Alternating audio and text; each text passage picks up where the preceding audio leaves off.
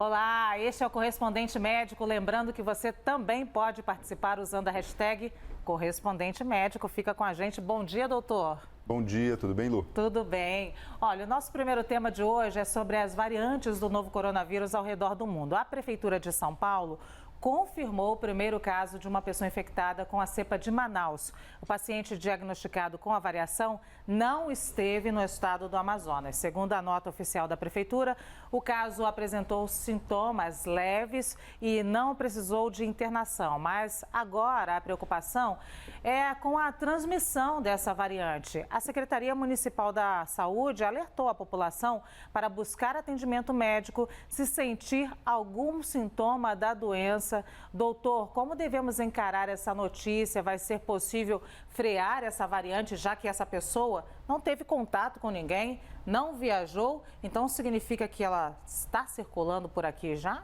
Exatamente, por uma questão de lógica, e se a gente não tem essa relação entre causa e efeito, ou seja, a pessoa não é que esteve lá no estado do Amazonas, em Manaus, e veio para cá. Não, uma pessoa que está vivendo aqui. Então, a única forma dela ter contato com a variante é através de uma transmissão que aconteceu aqui mesmo no nosso território. Então, sim, isso causa preocupação, isso mostra o que a gente já sabe, que a tendência é as variantes acabarem se espalhando, isso acaba sendo natural, mas traz para a gente uma preocupação a mais. E aqui o alerta, né, Lu, para a gente continuar, na verdade, tomando todos os cuidados que a gente pode, de uma forma bastante responsável, para que a gente evite um impacto maior de uma variante nova. Eu já vou aproveitar, inclusive, essa fala para trazer já uma pergunta aqui dos nossos telespectadores. A ela pergunta: de acordo com o alerta emitido na cidade de São Paulo, a nova cepa de Manaus está presente no bairro do Ipiranga.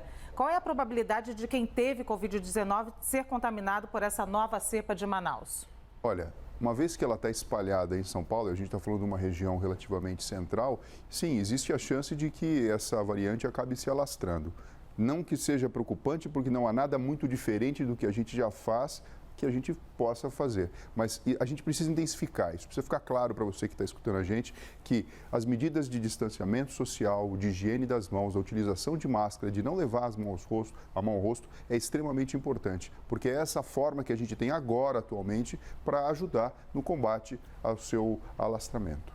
Vamos então para o nosso próximo assunto, é a possível vacinação de crianças e adolescentes. A Universidade de Oxford anunciou que vai começar a testar a vacina da Covid-19 contra a Covid-19, desenvolvida em parceria com a AstraZeneca, em crianças e jovens de 6 a 17 anos. Cerca de 300 voluntários vão ser recrutados para participar do teste.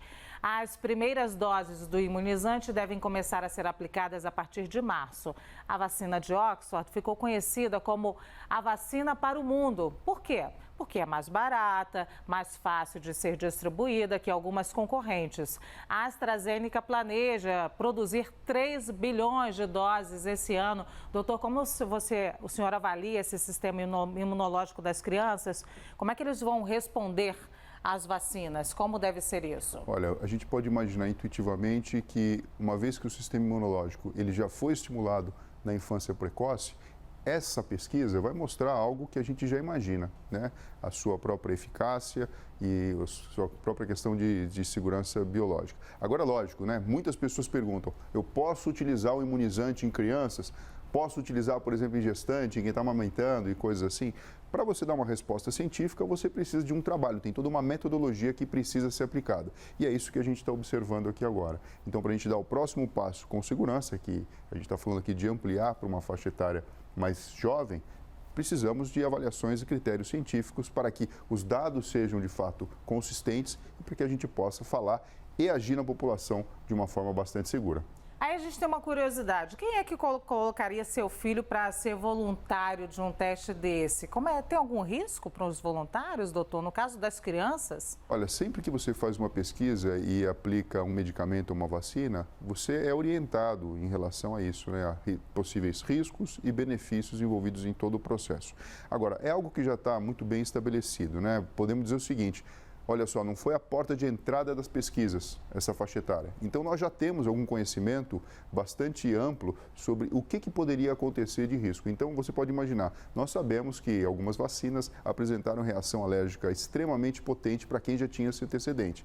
Então, sem sombra de dúvida, um jovem que tem esse antecedente não participaria de uma forma tranquila da pesquisa. Então, utilizando critérios de inclusão e exclusão, que é elaborado, isso é uma prática comum, por todo um comitê de ética envolvido no processo, isso garante com que a pesquisa seja segura e que os pais que eventualmente sejam convocados junto com seus filhos e que tenham vontade de participar, possam participar de uma forma bastante tranquila e bastante segura. Bom, vamos então agora falar sobre os efeitos da pandemia no mundo do esporte. A preocupação é com os Jogos Olímpicos do Japão, que estão marcados, acredite, para ter início no dia 23 de julho. Essa data está mantida. Há menos de 6 meses da data prevista, o país anunciou a aprovação para o uso da primeira vacina produzida pela farmacêutica Pfizer. O primeiro-ministro japonês afirmou que a campanha de imunização vai ter início na próxima semana, com cerca de 10 mil profissionais da saúde. E o governo espera imunizar mais de 126 milhões de pessoas até o meio do ano. Vale lembrar que grande parte do Japão ainda está em estado de emergência, depois que a terceira e mais mortal onda do vírus atingiu a região no fim do ano passado. Doutor, a questão é, vai dar tempo de realizar esse plano?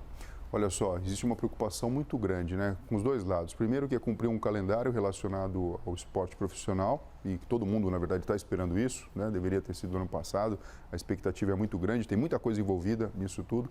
E a outra é a questão biológica, né? Da limitação de tempo, né? Por mais que se corra de uma forma extremamente eficiente, é preocupante a situação, porque a gente sabe que a gente está falando de logística, a gente está falando de resposta imunológica de cada pessoa ao próprio imunizante, de taxa de eficácia, enfim, a própria eficiência do processo. Quando você tem um gargalo, você tem um tempo que precisa ser cumprido, acaba preocupando bastante. Inclusive, doutor, mesmo os países ricos estão lutando por insumos, não tem vacina para todo mundo. A gente está num momento que ainda não tem vacina para todo mundo, mesmo que você tenha dinheiro para comprar. Exato, e da mesma forma, né, se a gente está aqui aproveitando esses dias de carnaval de uma forma diferente, você pode imaginar que o mundo todo, fazendo uma correlação, também, de alguma forma, está esperando as Olimpíadas e talvez a gente não sabe qual que é a segurança que vai existir e se de fato se ela ocorrer. Eu não quero botar água na cerveja de ninguém não, doutor, mas considerando essas variantes ao redor do mundo, ainda dá para manter o otimismo desse calendário japonês? Não, é bastante preocupante. É bastante preocupante. A gente não sabe o que acaba acontecendo a cada dia, uma notícia nova, uma preocupação maior. E se existe um ponto onde acaba sendo inevitável o contato de pessoas, principalmente pessoas que vêm de todas as partes do mundo, acaba sendo extremamente preocupante, né? Porque você pode imaginar, isso pode virar uma bomba relógio. Então a gente precisa ficar extremamente atento com isso e segurar um pouquinho a frustração, né? Porque vai chegar um momento em que tudo vai voltar como era antes. Bom, eu estou parecendo a pessimista hoje, mas vou trazer um outro elemento ainda para a nossa conversa, que são os atletas, né? Muita gente não se preparou como deveria nesse tempo de pandemia. Como é que fica a mente desses atletas que vão disputar os Jogos Olímpicos? Não, e quando a gente fala aqui de alta performance, né, não é só preparo físico, né, como você falou, né, tem toda a questão mental envolvida nisso. São pessoas que têm um aparelho cardiovascular muito bem treinado, tem performance sendo treinada, existe uma questão de cronograma e de treino diferente para que na verdade, a disputa seja feita no mais alto nível. Então, assim, é extremamente angustiante. Eu tenho certeza que, por mais que o indivíduo que faz esporte de uma forma profissional tenha ali a galhardia, a vontade de ir para frente, a gente sabe que tem a preocupação não só dele, mas como de todos os amigos e familiares. Bom, vamos falar agora sobre os cuidados para prevenir a propagação da Covid-19. Usar máscara, manter distanciamento social, lavar as mãos são as principais regras. Você já sabe, está cansado de saber disso, mas não é só isso. Várias outras medidas foram adotadas para a reabertura dos países e a tecnologia não para em busca de novas opções. Mas será que todas essas ações são, de fato, eficazes contra o novo coronavírus? Vamos falar sobre algumas delas. Primeiro, as mais funcionais, que não temos que ter dúvidas nem economizar nas ações. Estão aqui, ó, doutor.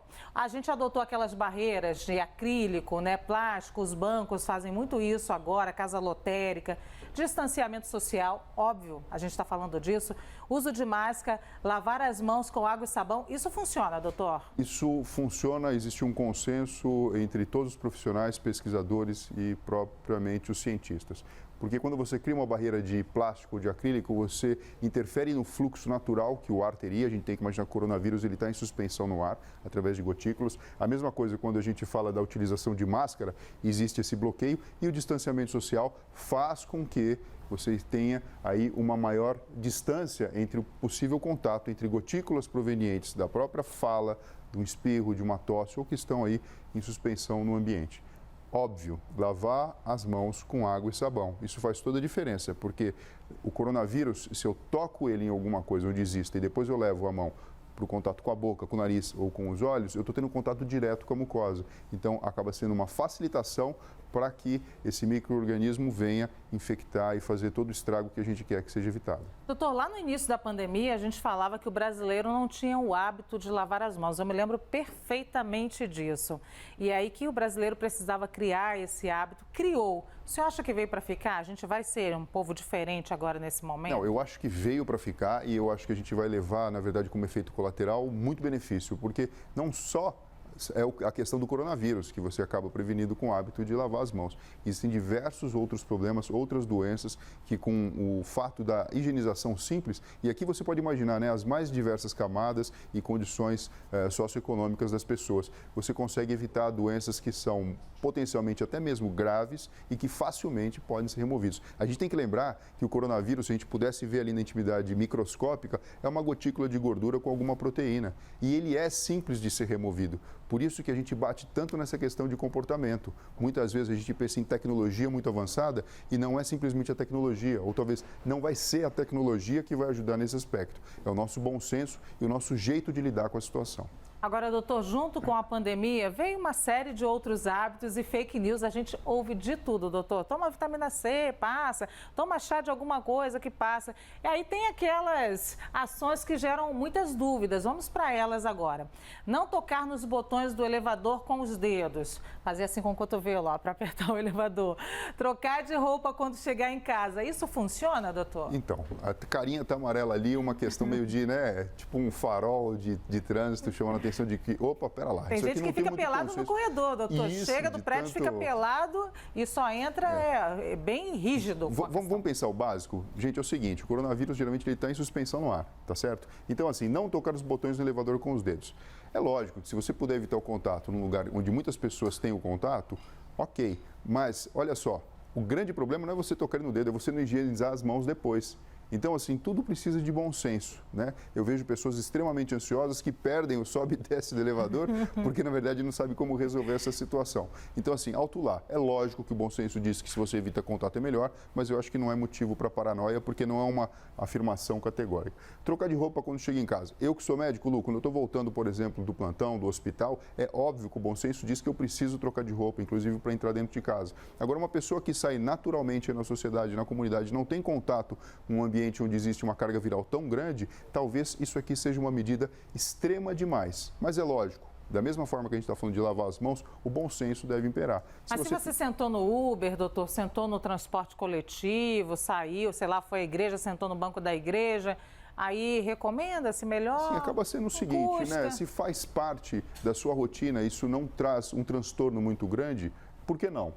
Mas não é isso que vai ser o divisor de águas. Vai ser muito mais a questão de você lavar as mãos, de colocar máscara quando tem que colocar, trocar ela de hora e meia, em hora e meia mais ou menos. Mais do que isso aqui. Eu digo isso porque, mais uma vez, esbarrando essa questão do comportamento com a saúde mental. Tem pessoas que entram num processo de ansiedade muito grande, beirando quase uma paranoia por conta dessas orientações. Então é lógico, você saiu, teve contato com um monte de ambiente que socialmente a gente sabe que, entre aspas, vamos falar assim, ele é promíscuo, mas no sentido de que muitas pessoas passam por ali, é lógico, se você puder trocar, faz parte do processo. Você tem bebezinho em casa, você tem pessoa de idade morando em casa, isso faz muito sentido, mas não um motivo para, como você falou, a pessoa já chega em casa, tem todo um arsenal ali montado e quando não consegue cumprir aquilo, a pessoa fica extremamente angustiada. Então, acho que a gente tem que levar isso em consideração. A pandemia não pode te deixar cheio de manias. Depois a gente tem que começar a retomar a nossa vida normal, claro, sempre mantendo a higiene. Vamos lavar as mãos ora sempre, doutor. Agora temos um terceiro telão com medidas que geram discussões entre os especialistas. Vamos ver esse terceiro telão. Desinfecção de tapetes, sapatos e sacolas de compra. Doutor, tem gente que bota aquele tapete lá fora, tem gente que coloca 2, 3 tapetes. Você passa por um, aí você vai lá, limpa o pé, depois passa por outro para entrar em casa. Traz a sacola do mercado. No início tinha gente que lavava tudo, lavava os produtos, lavava a sacola, lavava tudo. E agora, qual é a orientação? Bom, mais uma vez, a gente sabe que o coronavírus está em suspensão no ar. É lógico que ele pode ter contato com alguma superfície, mas muito provavelmente o lugar onde ele menos vai estar vai ser embaixo na sola do sapato. Então é lógico, a questão da higiene, ela traz muita coisa boa. Imagina todo mundo entrando dentro de casa, deixando o sapatinho para fora, que tocou em diversas partes aí do mundo aí fora. Lógico que você vai levar menos sujeira para dentro de casa, mas não é isso que vai impactar. A mesma coisa, sacola de compras. Tem pessoas que vivem um verdadeiro transtorno, mas a gente precisa lembrar o seguinte, não é a sacola que vai pular o coronavírus para você. Você vai precisar de uma coisa intermediária, que é você tocar naquilo e depois tocar na sua boca, no seu nariz ou então nos seus olhos. Então, prestando atenção naquela orientação anterior extremamente potente, que é de lavar as mãos e evitar tocar o rosto, a gente está resolvendo essa situação e tira da gente a necessidade de uma preocupação tão intensa com isso. Medir temperatura no pulso, doutor. Funciona? Então, o que acontece, Lu? Uma pessoa que está com temperatura elevada, acima de 37,8 de febre, ela está no momento em que ou a viremia está circulando, ou enfim, tem alguma questão de saúde. Geralmente essa pessoa não está se sentindo bem.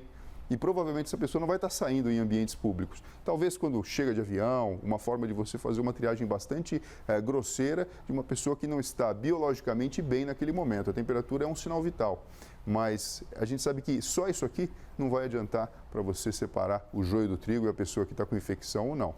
Por fim, doutor, terminamos aqui com o uso de oxímetro. A gente descobriu o oxímetro na pandemia, eu nunca tinha escutado falar de oxímetro. Todo mundo agora tem um oxímetro em casa, fica medindo ali como é que está a saturação do sangue. Ah, baixou de 95, vamos nos preocupar, vamos para o hospital. Isso funciona ou não, doutor? Então, o uso de oxímetro ele serve para verificar como está a saturação do oxigênio. A gente sabe que existem alguns casos em que a pessoa começa a perder essa capacidade de saturar normal, mesmo que não tenha sintomas muito grandes em relação à sua falta de ar. E é lógico, né? Se você detectar isso, é importante que procure um serviço de saúde. Mas não é algo que a gente possa orientar para toda a população, ter o oxímetro e utilizar isso como divisor de águas. Existem outras coisas, né? Como sintomas mais claros, como febre, dor de cabeça, mal-estar, sensação estranha no próprio corpo, dores do corpo, que fazem com que você fique atento a essa possibilidade. Nós tiramos aqui, mas tinha o zinco e a vitamina C. Funciona ou não, doutor, para a Covid-19? A gente sabe que existe uma correlação direta entre níveis adequados da vitamina C, que é o ácido ascórbico, e também do zinco, em relação a todo o sistema imunológico para funcionar bem.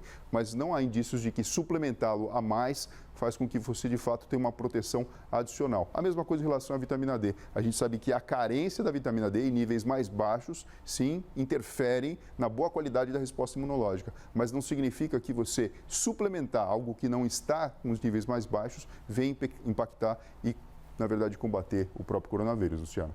Muito obrigada, doutor Fernando Gomes, pela participação. Este foi mais um Correspondente Médico.